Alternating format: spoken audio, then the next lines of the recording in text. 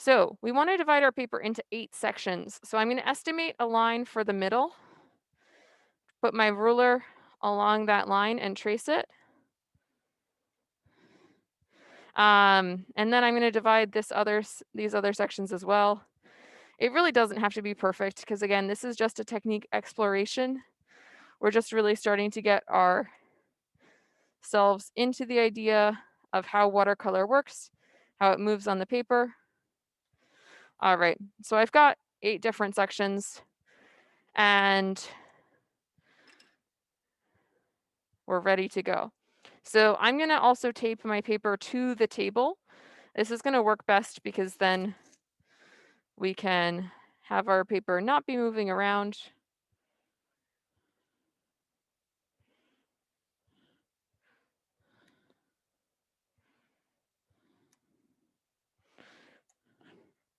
And it'll keep our sections from bleeding into each other if we're using tape to divide the sections.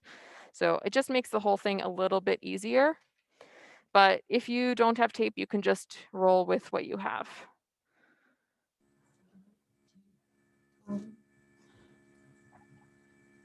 No, all right. All right, so I'm going to apply tape over all of my different pencil lines here, just to really compartmentalize each of these different sections.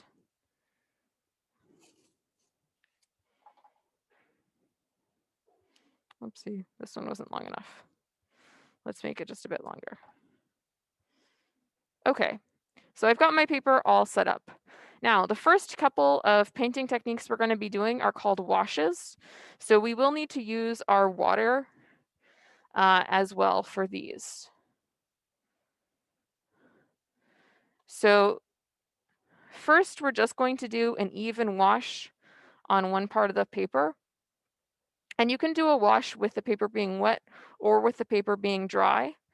But we really need to use the water to mix up some of our paint in a very hydrated paint way. So right now the paints are all very dry. So I'm getting my brush wet in my water and I'm putting some water in this little clear palette. It's the lid of my watercolor paint. And then I'm going to choose a color, really any color. Maybe for my first wash, I'm going to do a red. So I'm going to take my brush and I'm mixing it up with a red. I'm using the biggest brush that came in my kit. Some of you have brushes that are a little bit smaller, which is okay as well. So with our hydrated water paint mixture, then I'm just going to go into the first category and really start to apply my paint as evenly as I can. If you need more, you can obviously go back to your same paint spot and apply some more.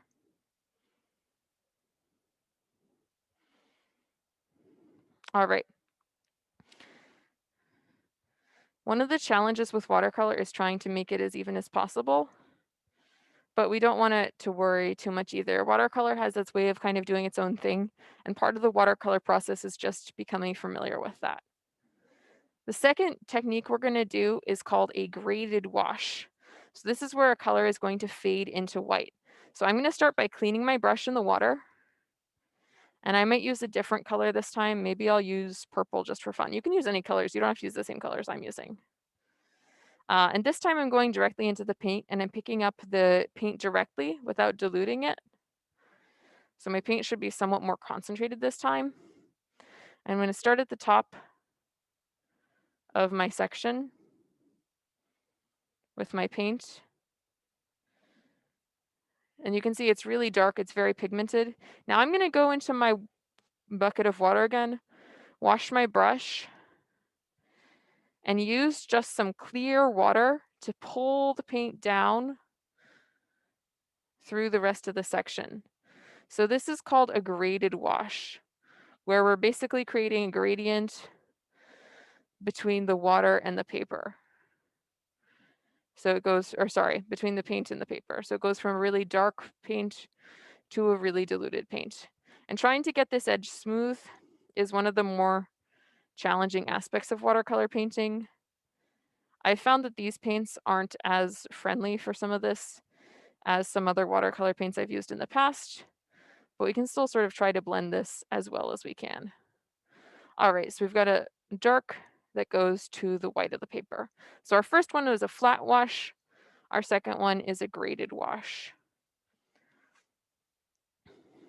Now our third area, I'm going to take just some water and begin to apply water to our third section. This technique we're going to do is called wet on wet. So we're starting with the paper being wet. So really I can use any colors I want. Maybe this time I'm going to use some yellow and some orange. And I like to use two colors at least for this one because I think it can demonstrate wet on wet a little better. So because the paper is already wet, we can see we get these loose, blurry edges.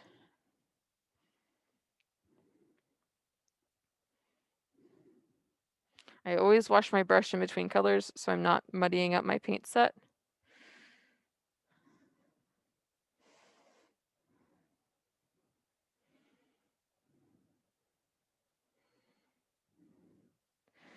You can see the paint really sorts of flows nicely.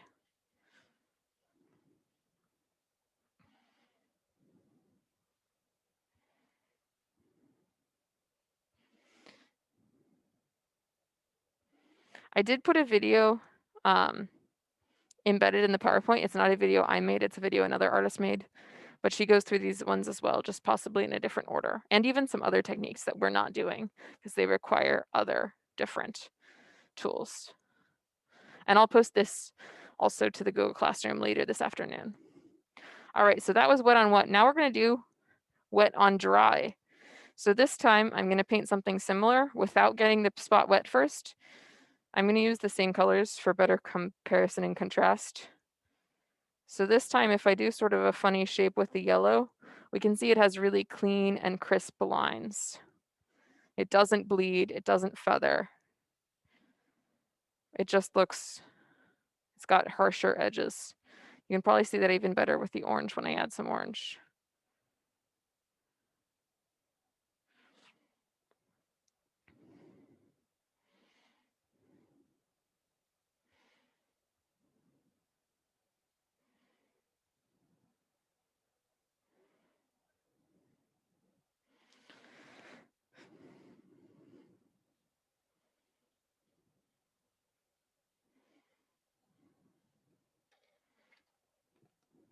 I thought I'd gotten a paper towel. Maybe I did not. Curious. So our next technique is called lifting. It works well if you have a paper towel or another brush that hasn't been wet yet. Maybe just for the sake of demonstration, I'll do it with the other brush instead of the paper towel. So I'm going to get a different color here. Maybe this time I'm going to mix up a color for fun. So I'm going to mix some green and some blue together in my palette. So I'm going to put some water here. Mix some blue. So I get a nice teal color. It's still pretty light, I can tell. It's not very pigmented yet. So I'm going to go back and add some more blue.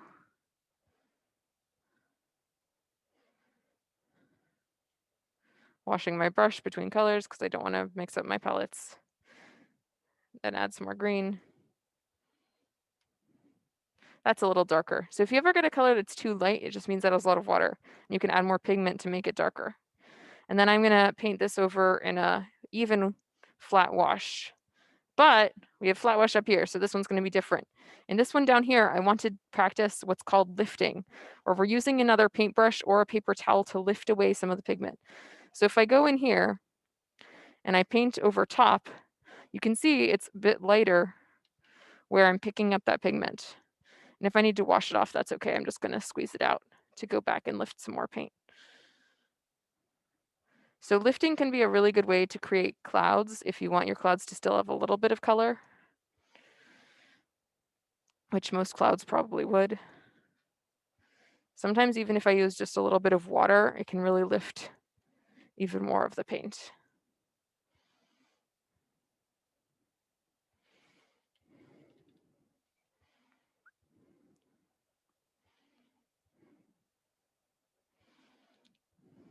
Again, if you're behind and you're not keeping up, don't worry, I will post this video. It's very possible to go back and get caught up. Here's a good example. Let's say some of your paint gets into another paint and you're like, oh no, my paints are mixed up. How you can fix it is you can use a clean paintbrush that you've just washed in the water and you've wiped on the water to dry it off. You can go in and you can pick up that other paint, wash again. If there's still some more, pick up the paint that's still there, wash again, and voila, your paint is clean again. All right, so flat wash, graded wash, wet on wet, dry on, or wet on dry, lifting. Now this one down here, we're gonna practice a watercolor technique called glazing. So what we're doing with glazing, you might have heard this term before in different art contexts. We also call it glazing in ceramics when we're putting a glaze on a piece of pottery. So this is a little bit different. In watercolor, glazing means basically layering thin washes of paint. So if I have maybe a thin wash of green, or maybe even the same turquoise color, this time I'm just going to apply it to half of my paper. And I want to start to let it dry because I'm going to layer some different paints over it. Maybe I'll add another layer over here of yellow. You can see my yellow looks a little bit green because I hadn't washed my brush all the way. So it's an important reminder to really wash your brush in between paint colors.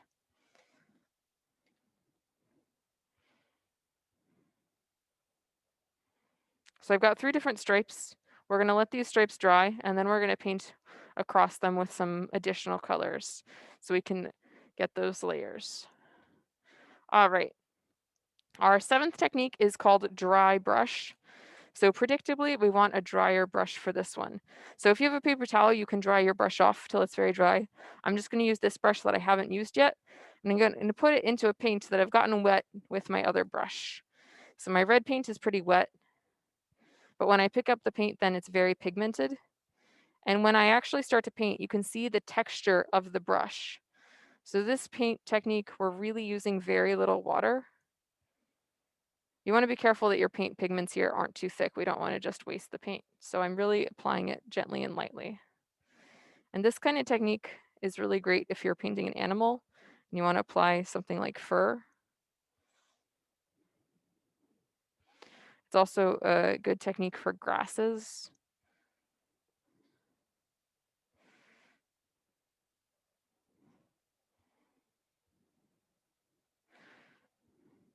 It adds a lot of texture, especially because it highlights the texture of the paper.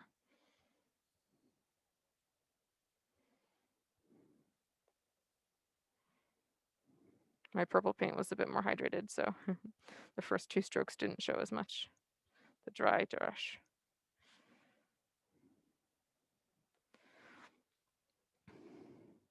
And then our last section, when we still have to come back to the glazing section, but it's still drying. We're going to actually use either a crayon or one of the pastels from our pastel kit. So I've got my pastels here. I'm going to grab the white pastel and I'm just going to make a pattern or some lines. If you look at it on an angle, you can see what you're drawing. Since it's white, it's obviously not the most easy to see. But one of the really cool things about this is once I start to paint, all of my lines will be revealed very well. So I'm going to pick up, maybe I'll make a mix between blue and purple. That sounds nice.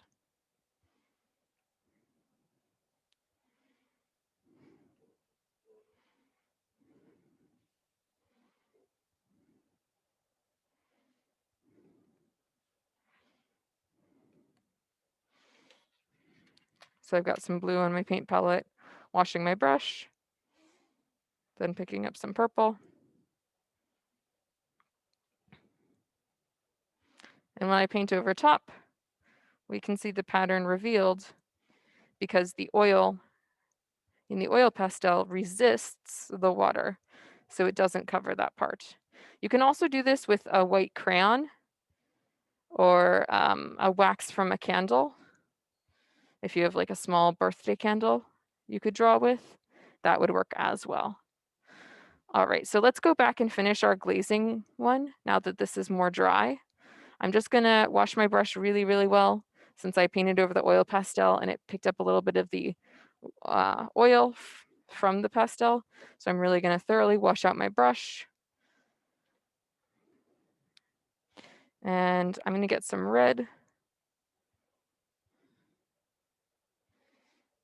that I've mixed with some water.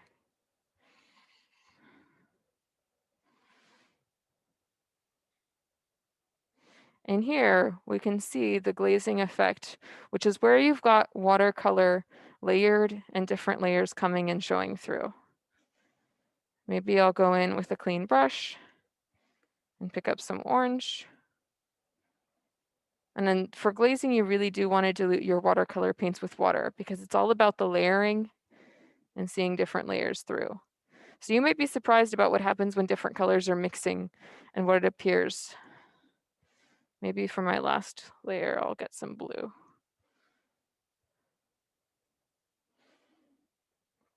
So I've got kind of a fun plaid effect here.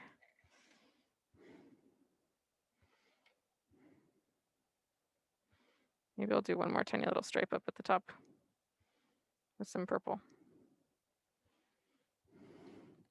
All right, and there we have it, 8 watercolor techniques.